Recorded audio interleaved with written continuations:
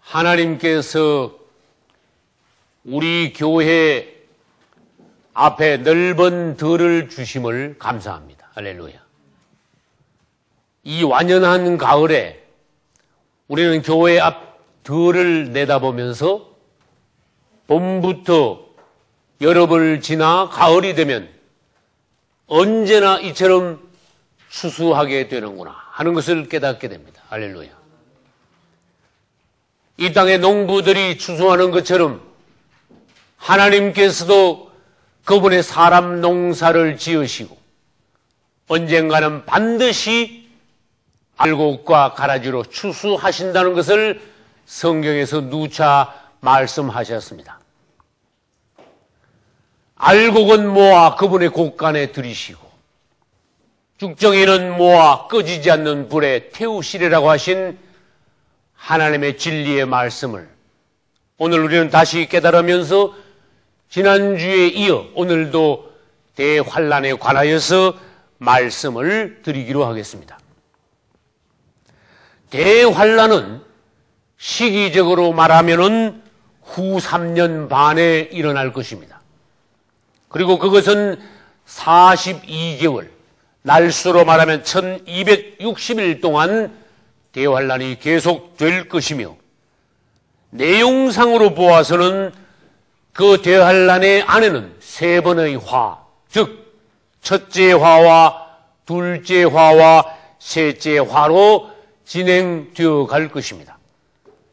그리고는 대환란의 내용에는 여러 가지 재앙들이 있는데 대환란 중에는 다섯째, 여섯째, 일곱째 나팔 재앙과 첫째부터 일곱째까지의 대접 재앙으로 구성이 되어 있습니다. 이제 그림으로서 이 재앙에 대하여서 설명을 드린다면은 3대 재앙은 일곱 인의 재앙과 일곱 나팔의 재앙과 일곱 대접의 재앙이 마지막 때에 일어날 3대 재앙입니다. 일곱 인이 먼저 떼어지고 일곱째 인이 떼어지는 동안에 일곱 나팔이 불리워질 것입니다. 그리고 마지막 일곱 번째 나팔이 불리워지는 동안에 일곱 대접이 이 땅의 마지막으로 부어짐으로써 하나님께서 이 땅을 심판하시는 그분의 진노를 부으시는 대환란이 끝나게 될 것입니다. 특별히 그 중에서 다섯 번째 나팔, 여섯 번째 나팔, 일곱 번째 나팔과 일곱 번째 나팔 속에 들어있는 일곱 대접이 부어지는 동안 이 기간 동안을 우리는 대환란이라고 말합니다. 그래서 대환란은 시기적으로 말하면 후 3년 반이지만은 내용상으로 말하면은 그것은 세 번의 화가 있으며 또 그것이 어떻게 진행되어 가냐 있어서 다섯째, 여섯째, 일곱 번째 나팔과 일곱 대접으로 진행되어 간다는 것으로서 다섯째 나팔부터 일곱째 대접이 부어지는 마지막 때까지가 대환란이 된다는 것입니다. 그러면 제가 지금 설명드린 것을 왼쪽의 도표로서 다시 보기로 하겠습니다. 이 세상 끝에는 하나님께서 마지막 7년인 마지막 한일회를 특별한 기간으로 주님이 정해 두셨습니다. 마지막 한일회는 앞에 3년 반, 즉 전 3년 반과 뒤에 3년 반, 즉 후 3년 반으로 나누어지는데 성경에 의하면은 전 3년 반과 후 3년 반은 특별한 사건들로 분명히 갈라지게 되어 있습니다. 전 3년 반에는 성도들이 환난을 당하고 후 3년 반에는 불신자들이 대환란을 당하게 되는데 오늘 우리의 주제는 후 3년 반의 대환란입니다. 후 3년 반은 내내 대환란이 일어나게 됩니다. 그것은 요한계시록 8장 13절에서 주님께서 말씀하셨습니다. 대환란 후 3년 반의 기간은 아까도 말씀드렸습니다. 42달 동안 계속됩니다. 그것은 한 때와 두 때와 반 때로 나누면서 다섯 번째, 여섯 번째, 일곱 번째 나팔이 불리며 일곱 번째 나팔 안에는 일곱 대접도 포함되어 있다고 말씀드렸습니다. 그리고 다섯 번째 나팔이 불리워질 때 첫째 화가 되며 여섯 번째 나팔이 불리워질 때 둘째 화가 되며 일곱 번째 나팔과 일곱 대접이 부어질 때 그것이 셋째 화가 되는 것으로서 날수로 말하면 그것은 정확히 1260일이 됩니다. 우리는 하나님께서 성경에서 정해 주셨으므로 그분의 비밀을 선포하시고 알기를 원하시는 것은 다 알아야 합니다. 어떤 사람들은 마치 요한계시록을 말하면 이단이나 되는 것처럼 색안경을 쓰고 보는데 하나님께서 요한계시록을 성경에 기록하셨다면 우리는 요한계시록에 관하여 알아야 합니다. 할렐루야. 우리는 창세기가 성경에 기록되어 있다면 창세기도 알아야 됩니다. 마태복음도 알아야 됩니다. 유독 요한계시록만 몰라서는 안 됩니다. 내 백성이 지식이 없으면 망한다고 하셨습니다. 사단은 이 시대에 와서 주님이 오실 때가 가까워졌으므로 계시록에 대하여 특별히 종말론에 관하여서 사람들이 입을 열지 못하게 사단이 역사를 하고 있습니다. 이럴 때일수록 우리는 마지막 때에 관하여 하나님의 비밀을 더 철저히 깨닫고 더 널리 선포하여 사단에게 넘어가는 성도들이 없도록 해야 합니다. 할렐루야. 우리에게 마지막 때의 비밀을 열어주신 주님을 찬송합니다. 이제 우리는 요한계시록 8장 3절을 아까 말씀드렸습니다. 그 내용에는 땅에 거하는 자들에게는 화가 있으리로다 하고 주님이 선포하셨습니다. 요한계시록 8장 3절은 8장의 제일 끝절입니다. 그리고는 바로 9장으로 넘어갑니다. 9장 1절에 바로 다섯 번째 나팔을 부는 장면이 나옵니다. 다시 말해서 8장 끝에서 세 번의 화가 있겠다고 말씀하시고 9장 첫 번째 절부터 다섯 번째 나팔이 불리워짐으로 다섯 번째 나팔은 첫째 화가 된다는 것입니다.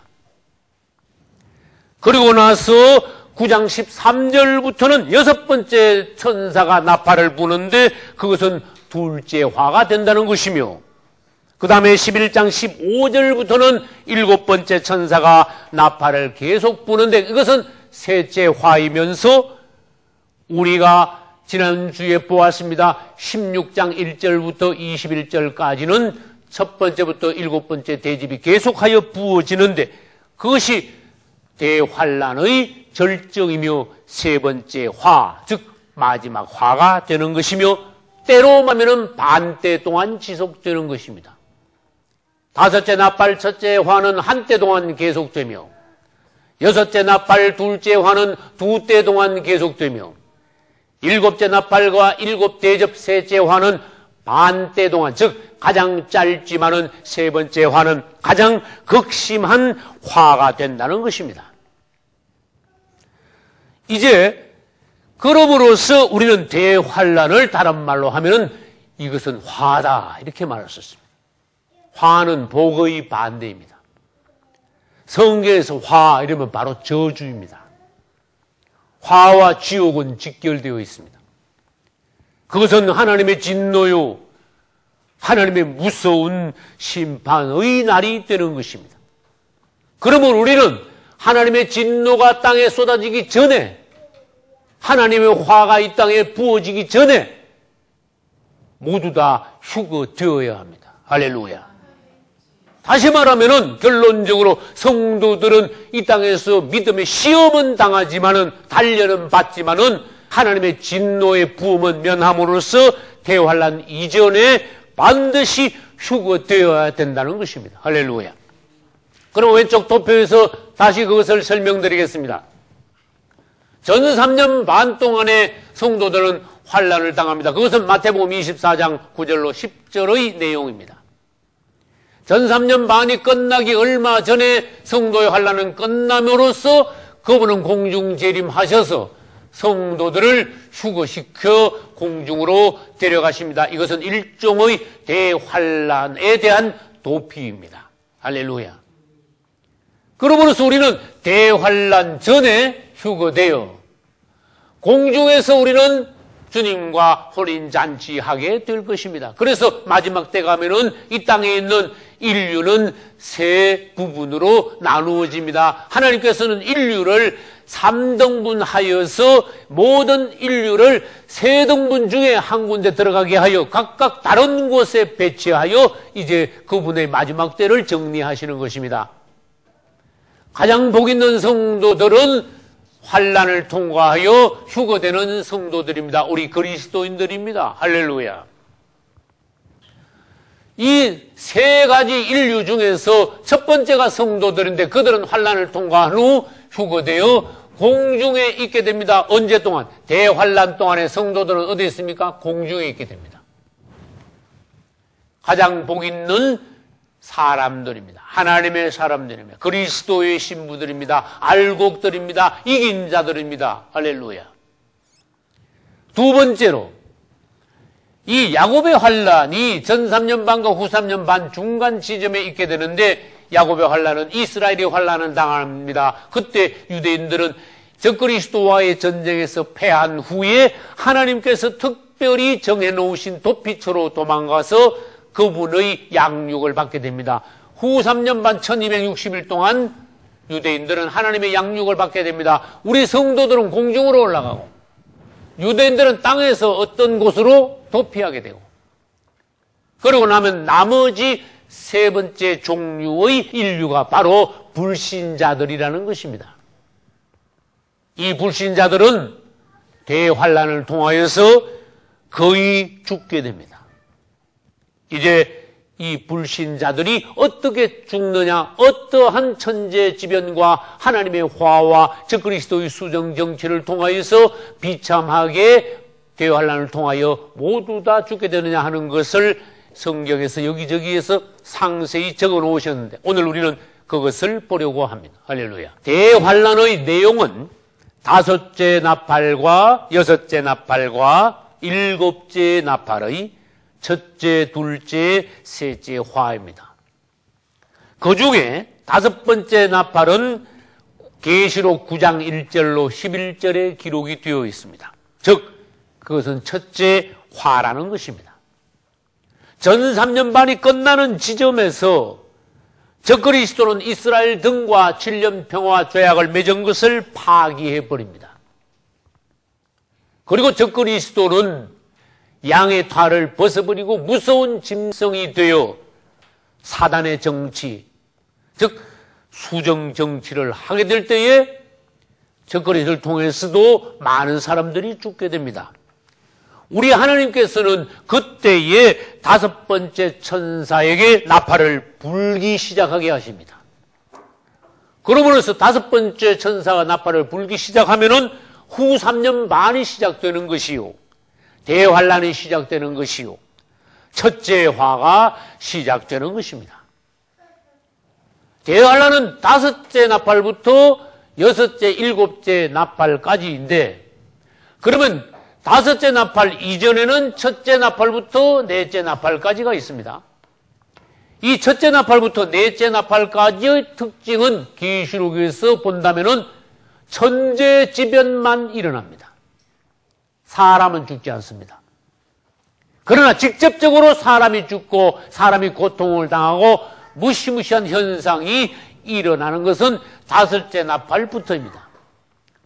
대환란 동안에 하나님께서는 인류를 이렇게 아까 말씀드린 대로 세 파트로 나누어서 이제 처리하시는 동안에 유대인들이 도피하여 1260일 동안 후 3년 반에 도피처로 가서 양육받으며 유대인들은 그때 철저히 회개합니다. 그들의 조상들이 2000년 전에 죽인 십자가의 예수님을 이제는 그들의 구세주로 영접하고 그들은 그리스도의 사람들이 됩니다. 할렐루야. 그때 후 3년 반 1260일 동안에 수천 년 전에 이 땅에 살았던 종 모세와 엘리야가 다시 살아납니다. 그 모세와 엘리야는 바로 두 감람나무요 두 촛대라고 말씀하셨습니다. 그들은 후 3년 반 동안 예언하면서 땅을 친다고 했습니다. 하나님의 능력으로 땅을 치면서 사람들에게 하나님의 심판을 대행한다고 하였습니다. 그런데 제가 성경을 보는 중에 특별한 사람들이 있습니다. 성도들은 올라가고 유대인들은 도망가고 불신자들은 이 땅에 남아서 대부분은 죽는데, 교회 안에는 예수 믿지만 거듭나지 못한 사람들이 대단히 많이 있습니다. 그들은 어떻게 됩니까? 대환란 동안에 고통을 당하면서 대환란을 통과해야 합니다. 그 후에 어떻게 됩니까? 천년왕국 동안에 성의 바깥에서 천년 동안 하나님 앞에 연단을 받은 후에 또 천년왕국 후에 곡과 마곡의 심판을 통하여서 시험을 거치고 합격받은 자들만 새하늘과 새 땅으로 들어가게 될 것입니다. 엉터리 교인들이 기독교 내에는 너무나 많습니다. 입으로만 믿지만은 나이롱 성도들이 기독교 내에는 우글우글합니다. 종들도 가짜가 많고 성도들도 가라지들이 너무 많습니다. 마지막 때가 되었으므로 우리는 정신을 차려 깨어 근신하여 자기 자신을 돌아보고 시대를 분별하고 그분 앞에서 알곡이 되어야 하며 단장을 마친 신부들이 되어야 합니다. 그렇지 않으면 그분이 오시는 날 전부 다 낭패당하게 될 것입니다. 이제 다섯째 나팔이 불 때 어떤 끔찍한 일이 일어납니까? 무정에서 황충들이 올라온다 했습니다. 이건 우리가 도저히 상상하지 못한 무서운 괴물입니다. 그래서 이 황충들은 휴거되지 못한 자들, 땅에 있는 자들을 5달 동안 무조건 쏘아가지고 끔찍한 고통을 준다고 했습니다. 이 황충은 다른 말로 하면 무정에게서 올라온 괴물이요 적그리스도의 쫄병들입니다.